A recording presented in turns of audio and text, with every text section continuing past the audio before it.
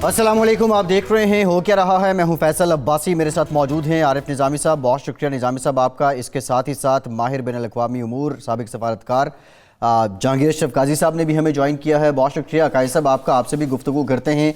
आज अहम दिन है पाकिस्तान के लिए। ऐवान बाला यानी सेनेट में भी army navy air force acts तरमीमी bills कसरत राय से मंजूर कर लिए गए हैं। इससे मुतालिक भी प्रोग्राम में बात करेंगे। इसके अलावा एक और अहम डेवलपमेंट रही, American secretary defence mark Esper हैं, उन्होंने पाकिस्तान के army chief general Qamar Javed Bajwa को टेलीफोन किया है। मशरक़ वस्ती की जो इस वक्त सूरत हाल है, जो कशीदगी पाई जा रही है ईरान और अमरीका के दरमियान, इससे मुतालिक तबादला ख़याल किया गया है। इसके अलावा बहुत से अहम मामलात हैं।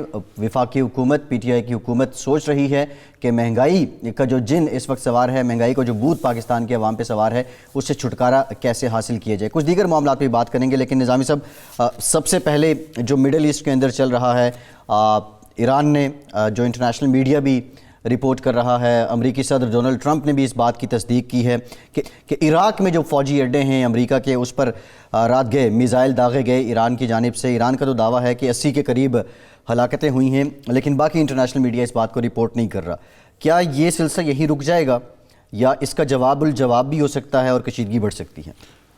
ये देखिए, ये ख्याल तो ये है कि ट्रंप का जो आज ट्वीट है वो तो ज़रा मुझे माइल्ड लगी है कि शायद ईरान का थोड़ा कैथारसिस हो जाए इस चीज़ से कि उन्होंने हमला किया, लेकिन कुछ कहा नहीं जा सकता क्योंकि ये भी काफ़ी मेजर एस्केलेशन थी इस लिहाज से कि ये 1979 में जब ईरान ने होस्टेज लिए थे अमेरिकन एम्बेसी में, होस्टेज बनाया था जी, अमरीकनों को 70 थे मेरे ख्याल से जी। उसके बाद ये सबसे बड़ी ईरानी कार्रवाई है।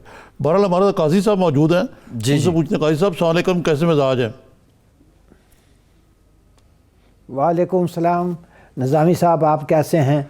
ये काजी साहब, आप तो अमेरिका में पाकिस्तान के सफ़ीर भी रहे हैं और कुछ आपका बड़ा एक्सपीरियंस है। एक तो ये बताइए कि इसका प्रोपोर्शनल रिस्पांस ईरान का था या इसके बाद भी कुछ हुआ है? एक नंबर 2 ये कि जो आज अमेरिकन डिफेंस सेक्रेटरी एस्पर साहब का भी फ़ोन आया, उससे पहले पॉम्पे भी आर्मी चीफ को फ़ोन कर चुके हुए हैं। पाकिस्तान का स्टैंस इस बारे में सही है या उसमें कोई ट्विकिंग की ज़रूरत है?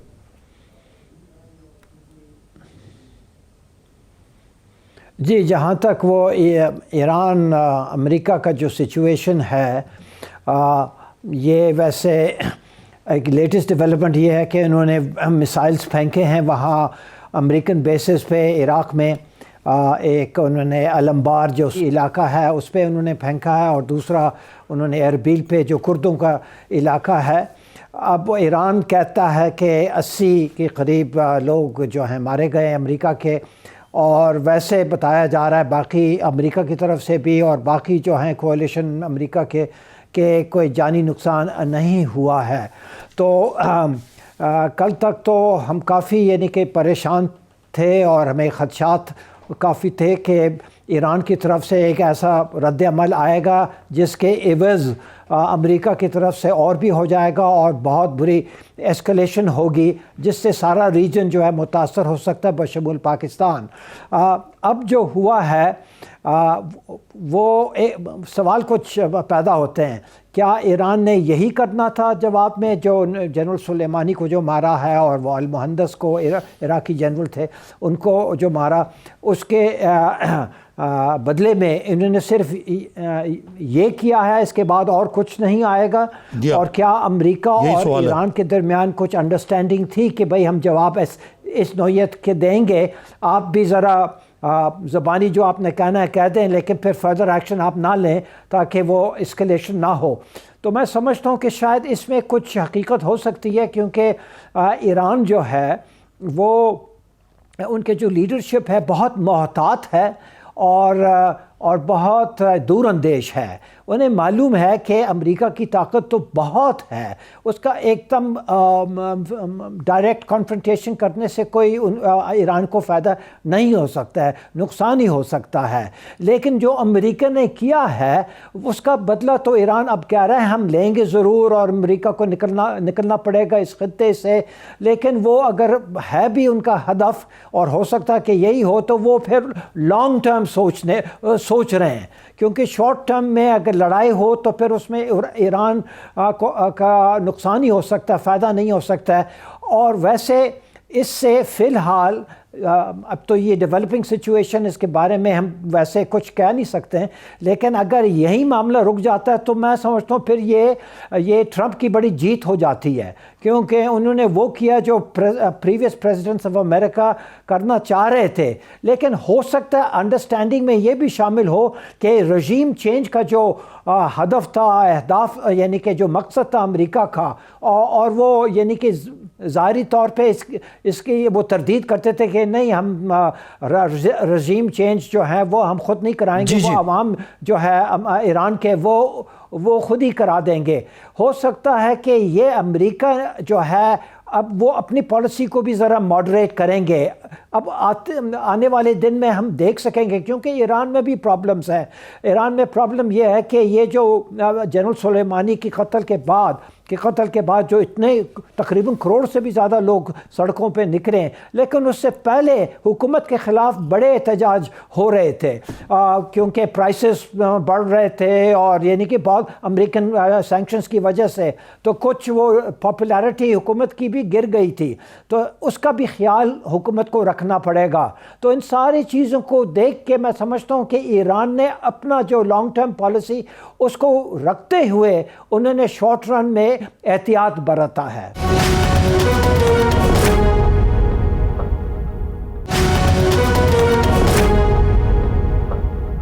میرا دوسرا سوال یہ تھا کہ جو حکومت پاکستان کی رسپانس ہے وہ پرپورشنٹ ہے، کچھ پرپورشنٹ مراد ہے کہ وہ مناسب ہے، کیا کچھ لوگوں کا خیال ہے کہ جی پاکستان کو امریکہ کو کنڈیم کرنا چاہیے تھا، اور ایک طرف پاکستان نے اپنا جو ہے روایتی موقف دہرایا ہے کہ مسلمان ممالک جو ہیں یہ سارے برادر ممالک ہیں پاکستان کے لیے، ان کے درمیان اگر کشیدگی ہوتی ہے یا کوئی اس قسم کی چیز آ جاتی ہے تو پاکستان ایک سائیڈ ایک کی طرفداری نہیں کرے گا دوسرے کے خلاف، لیکن یہ جو ہے یہ تو مسلمان ملک سے تو نہیں ہوا، یہ تو امریکہ سے آیا، تو میں سمجھتا ہوں کہ پاکستان کو چاہیے تھا کہ بالکل دو ٹوک الفاظ میں اس کارروائی کی مذمت وہ کرتے، کیونکہ یہ بالکل سراسر انٹرنیشنل لاء کے خلاف ہے، یہ تو بالکل انٹرنیشنل کرائم ہے، یہ تو ایکٹ آف وار تھا، ایک ملک کے خلاف نہیں، دو ملک کے خلاف، ایران اور عراق۔ تو اس کی مذمت کرنے کے اگر ہم میں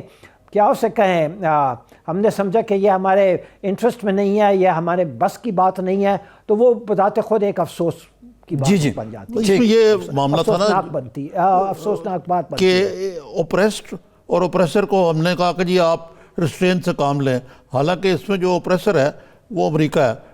دوسرے جہانگیر صاحب میرا سوال یہ ہے کہ یہ جو بس ہم کہیں گے اس کے جواب میں کہ ہم نے رسپیکٹ فار ساورنٹی کا ذکر کیا، اس میں وہ ساری بات آ جاتی ہے، لیکن یہ میں سمجھتا ہوں بہت زیادہ ہم نے احتیاط سے کام لیا۔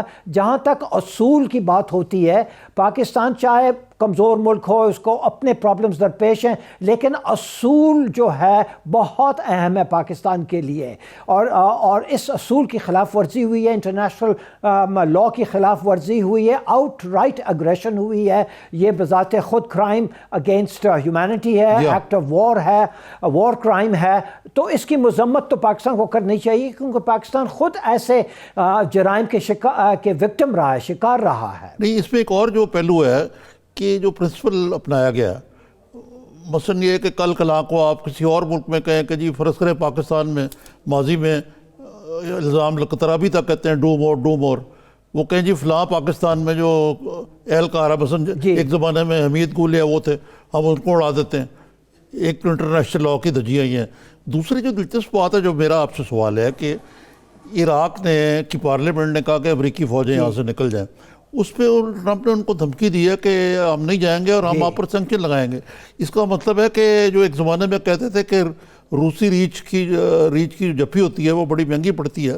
تو یہ تو امریکہ بھی ریچ بن گیا ہے کہ آپ ایک ملک کہہ رہے ہیں کہ جائیں ہمارے ملک سے, ان کی پارلیمنٹ کہہ رہی ہے اور وہ کہہ رہے ہیں ہم نہیں جائیں گے. وہ تو دنیا کا سب سے بڑا ریچ ہے, رشیا سے بہت بڑا. اور یہ جو انہوں نے بات کی ہے ٹرمپ نے, لیکن وہ تو بن سوچے بات کرتے ہیں. انہوں نے جو بات کی ہے کہ ہم رہیں گے چاہے پارلیمنٹ کچھ بھی کہے, تو یہ بذات خود ایک جرم ہے, خلاف ورزی انٹرنیشنل لاء کی. اور جو امریکن ٹروپس ہیں وہاں, وہ آکیوپیشن ٹروپس بن جاتے ہیں. جب آپ یہ کہتے ہیں کہ حکومت کچھ بھی کہے, پارلیمنٹ کچھ بھی کہے, ہم یہیں رہیں گے, اور جو ہم نے بیسز بنائے ہیں اپنے لیے ان کے پیسے پہ ان سے ہم لیں گے, تو یہ تو سراسر آکیوپیشن ہے, ملٹری آکیوپیشن ہے. اور میں سمجھتا ہوں کہ امریکہ میں بھی لوگ کافی امبیرس ہو چکے ہیں, لیکن جنگ کی حالت میں وہ اپنے پریزیڈنٹ کی مخالفت اتنی زبردستی سے نہیں کرتے ہیں, کیونکہ ایک ٹریڈیشن ہے کہ جب وار پہ بعد میں پوچھ گچھ ہوتی ہے. لیکن ابھی بھی امریکن وہ کانگریس میں وہ سوال اٹھ رہے ہیں کہ یہ وار پاورز جو ہیں یہ کیسے انہوں نے بغیر آتھرائزیشن آف دا کانگریس انہوں نے یہ قدم کیسے لیا ہے. اور وہ کچھ وہ لیجسلیشن لانے کی کوشش میں ہوں گے, لیکن ان کے پاس میجورٹی تو ہے نہیں کہ وہ کر سکیں, خاص طور سینٹ میں. تو میں سمجھتا ہوں کہ امریکا نے تو پھر سے اپنے یونیلیٹرل پالیسی کی ہے, اور اس کی بھی مذمت ہونی چاہیے کہ آپ کے جو فورسز ہیں وہاں وہ عراق کی حکومت کی اجازت سے ہیں, اور جب اگر آپ کہتے ہیں کہ آپ ابھی ہمیں کہیں بھی تو ہم نہیں جائیں گے. اچھا قاضی صاحب, ابھی ریسنٹ ڈیولپمنٹ ہے, کچھ دیر پہلے یہ خبر آئی تھی کہ امریکی سیکرٹری دفاع ہیں مارک ایسپر, انہوں نے ٹیلی فون کیا ہے army chief general Qamar Javed Bajwa کو. ابھی D G I S P R نے ٹویٹ کیا ہے اور انہوں نے کہا کہ جو یو ایس سیکرٹری ہیں انہوں نے یہی کہا ہے کہ ہم کنفلکٹ نہیں چاہتے, لیکن اپنے دفاع کے لیے اپنا کام جاری رکھیں گے. اب کیا آپ سمجھتے ہیں کہ پاکستان جو ہے وہ اس ساری کشیدگی کو کم کرنے کے لیے تیار ہے, اور ایران پاکستان کی بات کو کس حد تک مانے گا, اور ایک مرتبہ پھر سے پاکستان ایک میجر پلیئر کے طور پہ سامنے آئے گا تاکہ یہ ڈی ایسکیلیشن ہو سکے, حالات میں ذرا یہ بھی ایڈ کر دوں, ابھی یہ بھی خبر آئی ہے کہ ہدایت کی گئی ہے ہمارے فارن منسٹر کو کہ یہ تمام جو فریقین ہیں یہ ان کے فارن منسٹر سے نفس ملیں, جی ڈپلومیٹک گراؤنڈز پہ کام شروع کر دیں, پہ کام کریں. جی جی قاضی صاحب سمجھا نہیں, وہ لیٹسٹ کیا تھا امریکہ کی طرف پاکستان جو پاکستان ہے ایک مرتبہ پھر سے بظاہر یہ لگ رہا ہے کہ پاکستان کو اب یہ ٹاسک دے دیا گیا ہے کہ وہ اس کشیدگی کو کم کرنے میں اپنا کردار ادا کرے. آپ کیا سمجھتے ہیں, ڈپلومیٹک گراؤنڈز پہ پاکستان کی بات دونوں فریقین کے لیے ایکسیپٹیبل ہوگی؟ اچھا صرف میں اضافہ کرنا چاہوں گا کہ یہ آپ تو فارن پالیسی کے پریکٹیشنر رہے اتنی دیر, یہ بھی کوئی عجیب سی بات نہیں ہے کہ جو ہماری پولیٹیکل لیڈرشپ ہے ان کو تو امریکی انتظامیہ فون نہیں کرتی, اور وہ سی او ایس سے بات کرنا مناسب سمجھتے ہیں. پہلے سیکرٹری آف اسٹیٹ, اب ڈیفنس منسٹر جو ہے ان کے سیکرٹری فار ڈیفنس.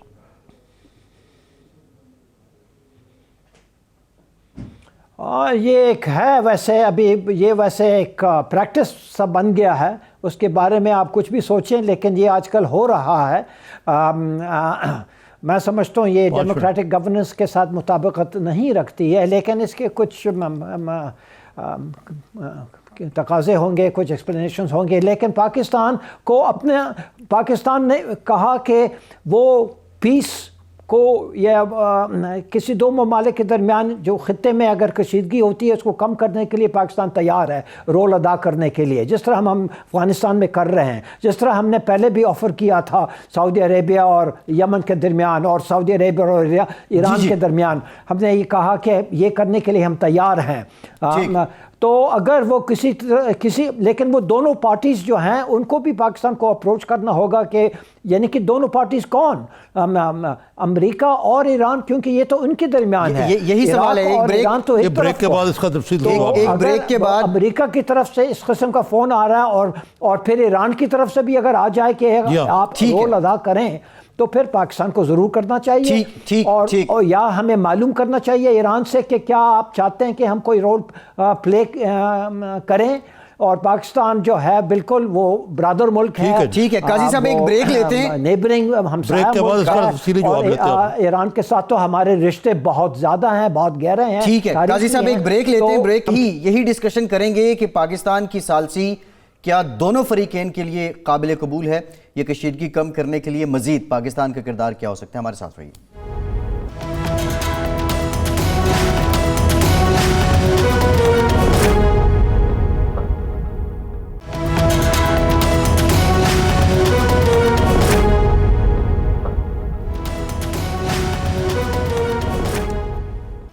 بریک کے بعد ایک بار پھر سے آپ کو خوش آمدید کہیں گے. نظامی صاحب, D G I S P R major general Asif Ghafoor صاحب نے ٹویٹ کیا ہے اور اس میں جو آج ٹیلی فون کیا defence secretary, U S defence secretary نے, اس سے متعلق ڈیٹیل انہوں نے دی ہیں اور یہ کہا ہے کہ آرمی چیف نے کہا ہے کہ ہم چاہتے ہیں کہ ڈی ایسکیلیٹ ہو سفارتی گراؤنڈز پہ. اور تیسری ایک بڑی انہوں نے اہم بات کہی ہے کہ فریقین کو چاہیے کہ وہ دیکھیں کہ افغان پیس پروسیس سے ڈیریل نہ ہو معاملہ. جی جی تو قاضی صاحب وہ آپ نے بالکل ٹھیک کہا کہ دوسرا فریق بھی تیار ہونا چاہیے, نہیں جس کو کہنا چاہیے ٹیکس ٹو ٹینگو. تو یہ اس صورتحال میں ایک تو میرا یہی سوال تھا کہ کیا پاکستان کو کوئی رول ادا کر سکتا ہے, it can be treated as an honest broker in this whole conflict, number 1. Number 2 یہ کہ آیا اس میں پڑھنا بھی چاہیے, اور نمبر 3 یہ کہ اس کا افغان پروسیس پہ کوئی اثر پڑ سکتا ہے اس کانفلکٹ کا, منفی میرا مطلب ہے. اب اگر یہ امریکہ نے اگر یہ ریکویسٹ کیا ہے پاکستان سے کہ آپ کوئی رول ادا کریں, تو یہ یعنی کہ اہم بات ہے. اس کا یہ مطلب ہے کہ میجر پارٹی جو ہے, دو ہی مین پارٹیز ہیں امریکہ اور ایران اس جھگڑے میں. عراق بھی ہے لیکن عراق ایٹ ون ریموو, کیونکہ حالانکہ یہ عراق انوالوڈ ہے, لیکن یہ پاکستان کے لیے بہت ضروری ہے کہ ڈی ایسکلیشن ہو جائے, کیونکہ خدا نخواستہ ایسکلیشن اگر ہو جائے تو اس کا اثر افغانستان میں بھی پڑ سکتا ہے. وہ جو پیس پروسیس جو بڑے مشکل سے جا رہا ہے, کبھی انٹرپٹ ہوتا ہے, کبھی آگے جاتا ہے, کبھی رک جاتا ہے, تو وہ ان کے اپنے خیالات پاکستان کے بارے میں بھی اسی طرح وہ ہو سکتا ہے کہ بھئی اگر وہ کر سکتے ہیں تو ہم کیوں نہ کریں. اور تیسری بات اور بہت اہم بات ہے, پاکستان کے اکانومی پر بہت منفی اثرات پڑیں گے, کیونکہ آئل پرائس جو ہے وہ تو بالکل ہی ایسکلیٹ کر جائے گا. اور پھر وہ پاکستان جو ہے, اب ہم نے کہا ہے کہ پہلا سال جو ہے حکومت کی تو اسٹیبلائزیشن میں نکلی ہے, اب اس سال ہم گروتھ کریں گے, لیکن گروتھ کے لیے اگر وہ انفلیشن بڑھ جاتی ہے, انویسٹمنٹ کم ہو جاتا ہے, کیونکہ تمام بے چینی ہو جائے گی تمام خطے میں, تو پھر وہ پاکستان کو economic and political and military security کے لحاظ سے بہت منفی اثر پڑ سکتا ہے پاکستان. تو پاکستان کا انٹرسٹ ہے کہ وہ رول ادا کریں, اور پاکستان کو پوچھنا چاہیے ایران سے. ایران کے بڑے ڈیمانڈز ہوں گے کہ یہ جو انہوں نے فضول کے سینکشنز لگائے ہیں ایران پہ, جو بذات خود ایکٹ آف وار ہے اور کرائم ہے انٹرنیشنل لاء کے خلاف, اس کو تو ختم کریں. یہ جو نیوکلیر ڈیل انہوں نے ان سے کیا ہے, وہ کہیں گے یہ ہم نے تو کیا, اور باقی یورپین کنٹریز اور امریکن انٹیلیجنس ایجنسیز نے کنفرم کیا کہ ایران از ان کمپلائنس وچ وہ جے سی پی او اے کہتے ہیں, وہ جو نیوکلیر ڈیل ہے, joint comprehensive plan of action.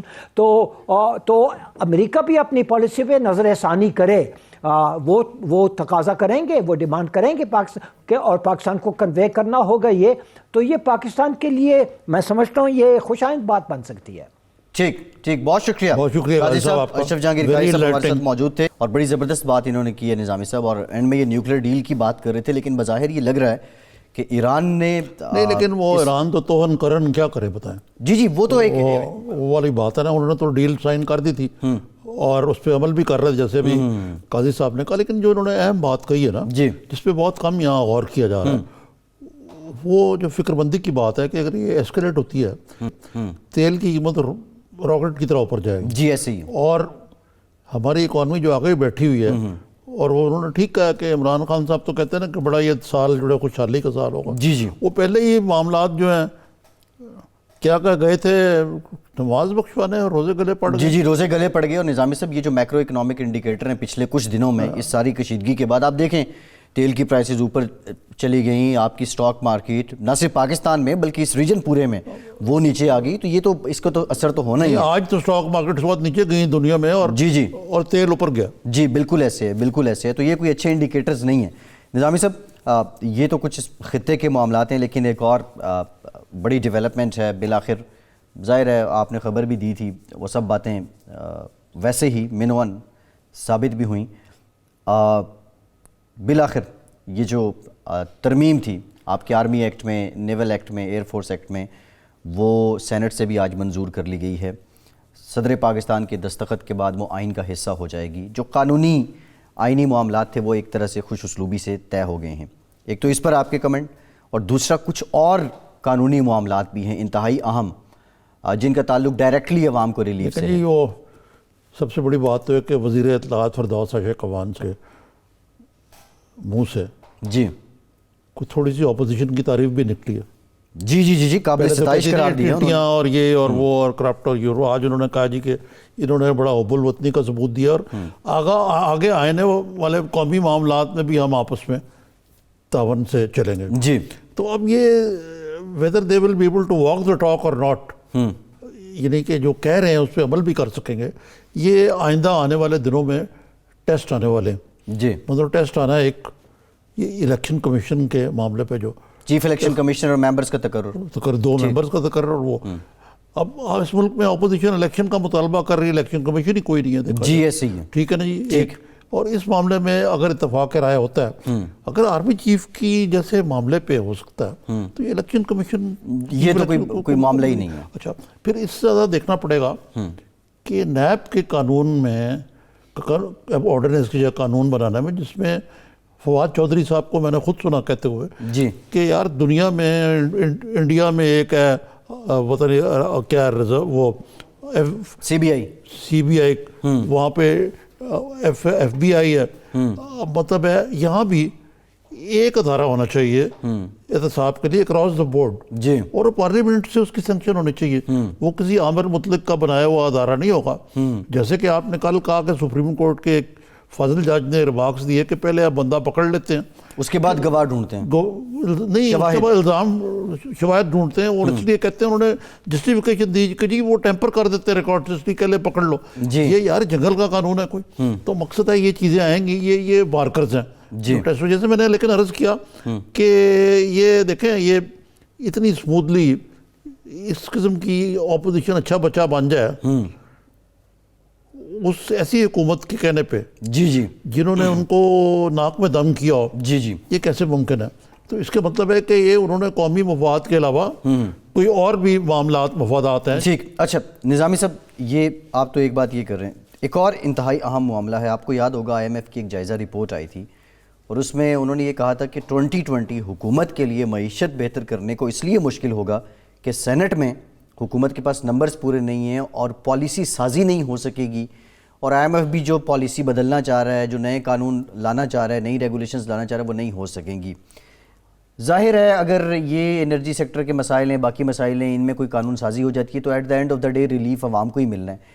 کیا ان میٹرز پہ بھی پارلیمنٹ فعال ہوگی, ان پہ بھی اپوزیشن حکومت آن بورڈ ہوگی؟ یہ خان صاحب کو بڑی مشکل سے ہی is learned the hard way کہ یار یہ جو ہے نا اپوزیشن سے ساتھ بیٹھ کے کچھ لوگ کچھ دو کی بیسس پہ جی ڈیل میکنگ, جس طرح میرا خیال ہے ہمارے پروگرام میں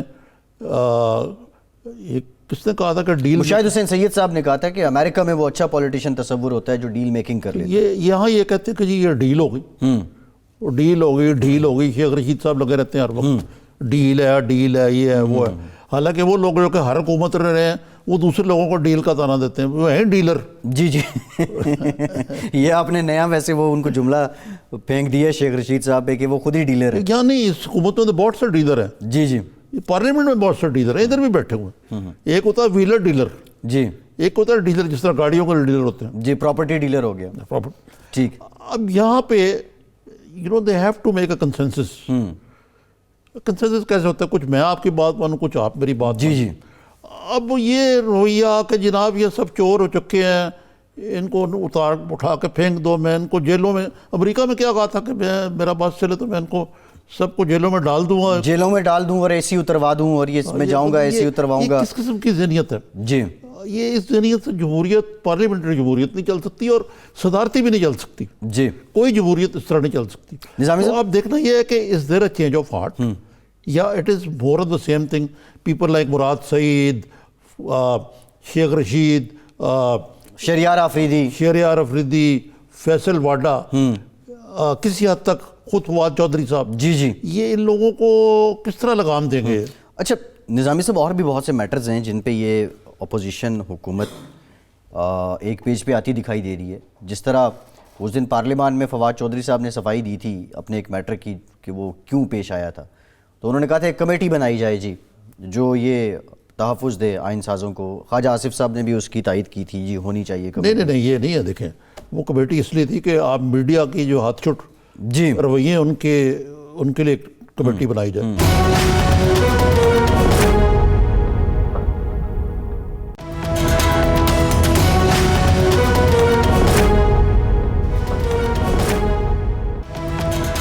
بریک کے بعد ایک بار پھر سے آپ کو خوش آمدید کہیں گے. نظامی صاحب 8 اگست 2019 کے بعد کل مریم نواز صاحبہ کا جو ٹویٹر اکاؤنٹ ہے اس پہ ہلچل پیدا ہوئی.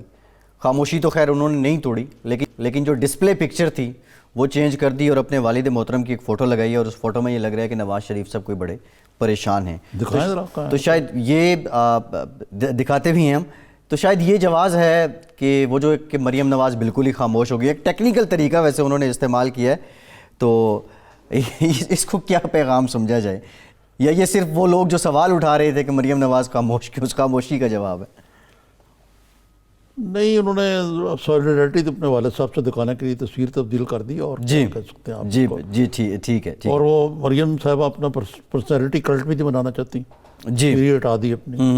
ایسے ہی ہے. اچھا نظامی صاحب, ایک بڑی حیران کن ڈیولپمنٹ ہوئی ہے. لیکن یہ کیا ہوا معاملہ تھا کہ مریم بیرون ملک جائیں گی, بیرون ملک جائیں گی, یا آپ لیکن کابینہ نے فیصلہ کر دیا کہ نہیں. نہیں, کابینہ نے تو ECL میں نام وہ ہو گیا تھا کہ مریم نہیں جانے دیں گی, پھر اس کے بعد ان کو نہیں جانے دیں گے, پھر عدالت میں ہے وہ معاملہ سب جوڈیس. صاحب دیکھیں یہ اب کیا ہوتا ہے, شاید انہیں عدالت سے ریلیف مل جائے, یہ تو ابھی طے ہونا باقی ہے. نظامی صاحب, بے نظیر انکم سپورٹ پروگرام, اس کی کچھ ایویلیویشن ہوئی, 6 لاکھ کے قریب لوگ اس میں سے نکال بھی دیے گئے تھے, لیکن آج جو اعداد و شمار سامنے آئے ہیں بڑے حیران کن ہیں.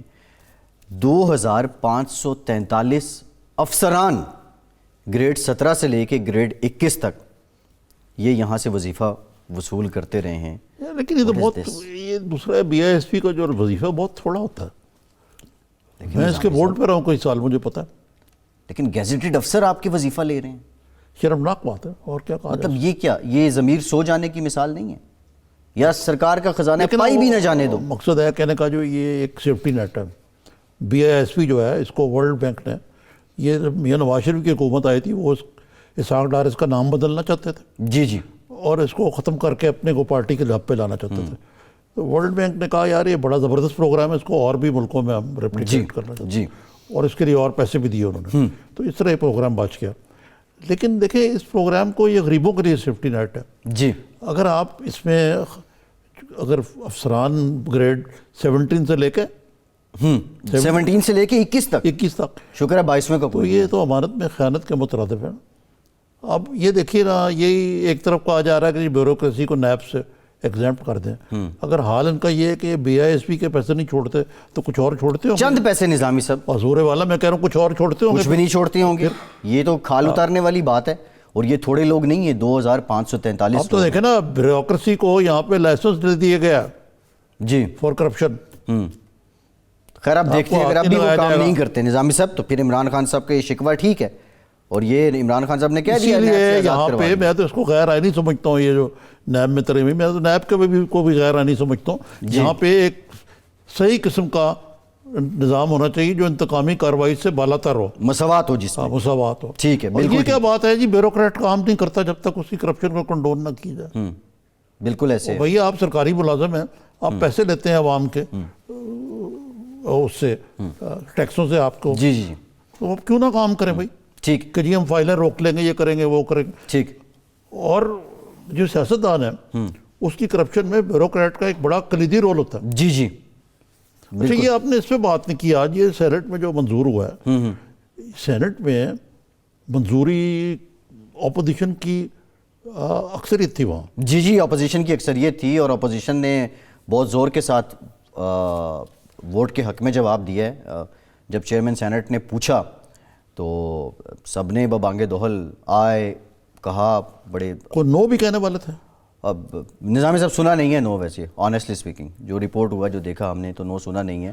لیکن میں نے سنا JUIF, پختونخوا ملی پارٹی, عوامی پارٹی, جماعت اسلامی کے سینیٹرز نے تو ووٹ نہیں دیا نا اس کو. وہ نظامی صاحب یہ کچھ ظاہر ہے ایوان میں اختلاف تو ہوتا ہے. نیشنل پارٹی کے ڈاکٹر اشوک کمار جو انہوں نے اپنے پارٹی وپ کے خلاف جی میرا خیال وہ حق میں ووٹ دیا. جی بالکل ایسے ہی ہے, بالکل ایسے ہی ہے.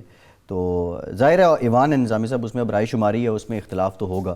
تو لیکن یہ ہے کہ اگر دیکھا جائے ایٹ دا اینڈ, اگر دیکھا جائے at the end of the day کہ پارلیمنٹ نے بڑی ذمہ داری کا ثبوت دیا اس معاملے میں. جی ایگزیکٹلی. اور اپوزیشن نے بھی یہ ثابت کیا کہ یار کو ہم آپ سے کم محب وطن نہیں, ہم چور ہوں گے, ڈاکو ہوں گے, خائن ہوں گے, ہمیں جیلوں میں آپ نے دھکیلا ہوا ہے, مقدمے ہمارے پر بنائے ہوئے ہیں, لیکن ہم پھر بھی قومی مفاد میں جی اس کے ساتھ ہے. نظامی صاحب ایک اور بھی یہ اچھا بات ہے, اس کا جو کولیٹرل ڈیمیج بھی ہوا ہے اور کچھ فوائد بھی ہوئے ہیں. فوائد بھی ہوئے ہیں, لیکن نظامی صاحب پارلیمان تو فعال ہو گیا نا. اگر اس سال کے آغاز پہ اس طرح کی روایت, وہی کویسچن میرا یہی کہ بنیادی عوامی مسائل کو لے کے چلتے رہے نا قانون سازی کے لیے, پھر تو بہت اچھا ہو جائے. ایک انگریزی میں محاورہ ہے جی, one sparrow doesn't make a spring, کہ ایک اگر آ جائے, بلبل آ جائے تو پھر باہر نہیں آتی. ہاں, تو ابھی بہت ساری بلبلوں کو آنا پڑے گا, اور وہ بلبلیں جو ہیں وہ PTI کی پنجرے میں.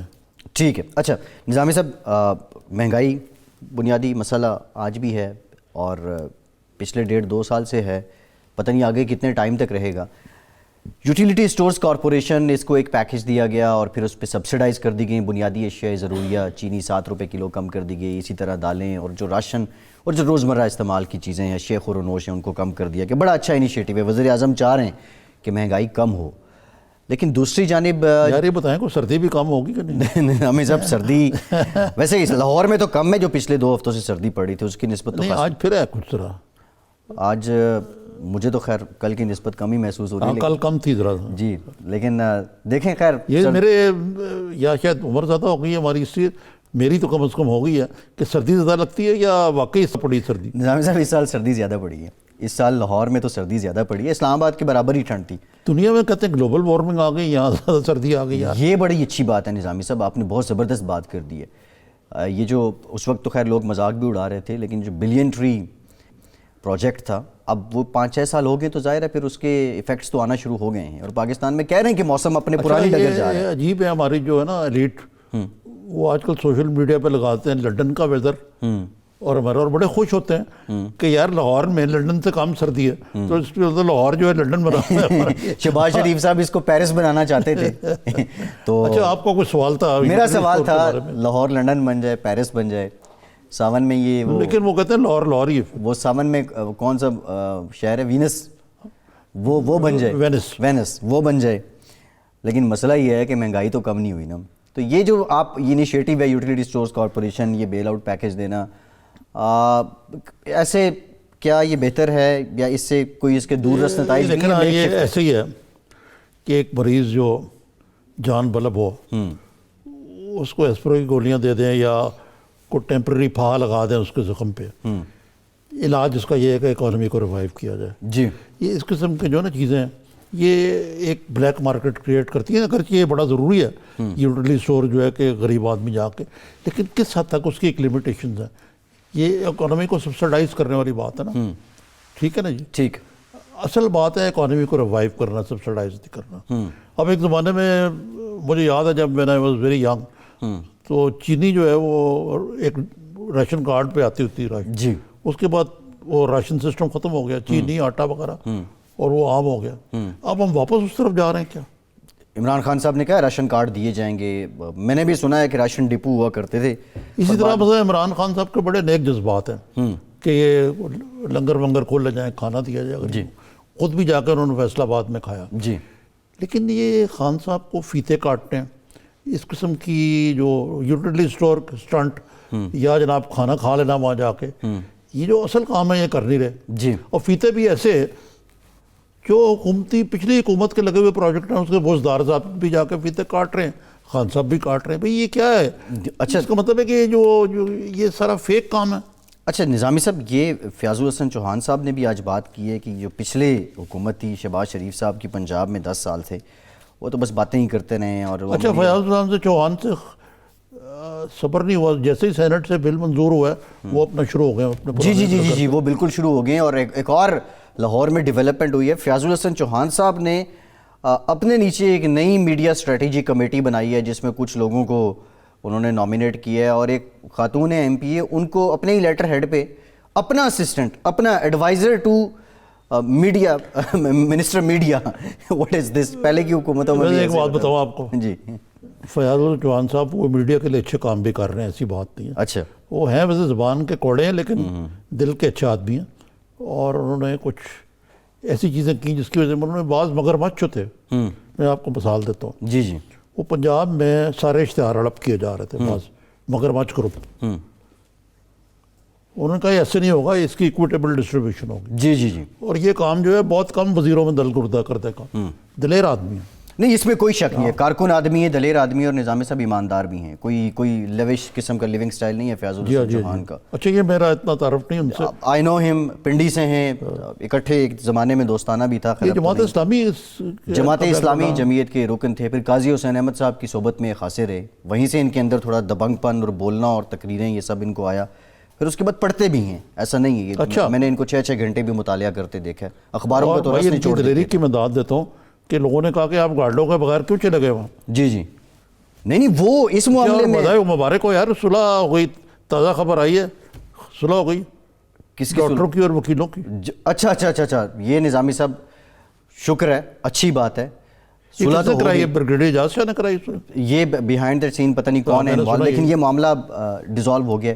سوال نظامی صاحب یہ ہے کہ وہ لوگ جو اس دن علاج نہ ملنے کی وجہ سے چلے گئے, وہ جو فوت ہو گئے, ان کو انصاف کیسے ملے گا؟ بھائی میری بات سنیں, وکلا اور ڈاکٹروں میں دو بھی جنہوں نے بھی غنڈہ گردی کی تھی, ان کے ہاتھوں, ان کے ہاتھ پہ ان کا خون تو ہے نا لگا ہوا. جی جی, جن لوگوں کی ڈرپیں کھینچ لی گئیں, آکسیجن ماسک اتارے گئے وہ, اور جن لوگوں کو ڈاکٹر کیئر نہیں کر سکے ان کی. جی جی, ایسے ہی ہے.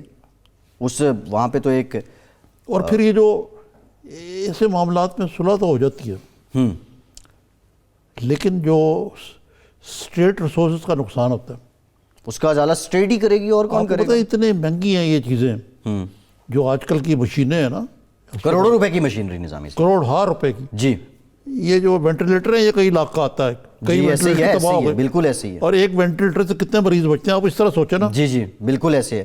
تو کیا نظامی صاحب ایک یہ پنجاب ایک زمانے میں میرے کوئی عزیز تھے وہاں, تو مجھے ڈاکٹر شہریار نے کہا پنجاب انسٹیٹیوٹ آف کارڈیالوجی میں کہ یار میرے پاس وینٹیلیٹر نہیں ہے. تو میرے دوست ہیں جہانگیر ترین صاحب اور ایک اور دوست ہیں, جی, میں نے ان سے کہا, انہوں نے ڈونیٹ کیے.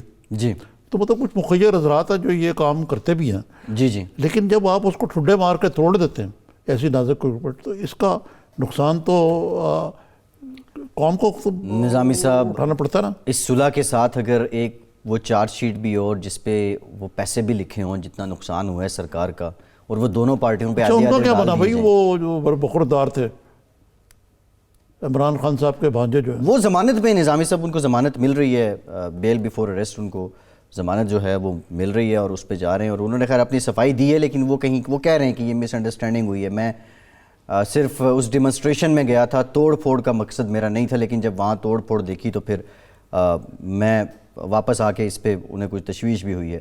خیر دیکھتے ہیں, عدالت میں ان کا بھی معاملہ ہے. جی نہیں, بہرحال دیکھیں وہ گرفتار نہیں ہوئے ہیں, وہ حفیظ اللہ نیازی صاحب کے برخوردار ہیں, میں جانتا ہوں ان کو.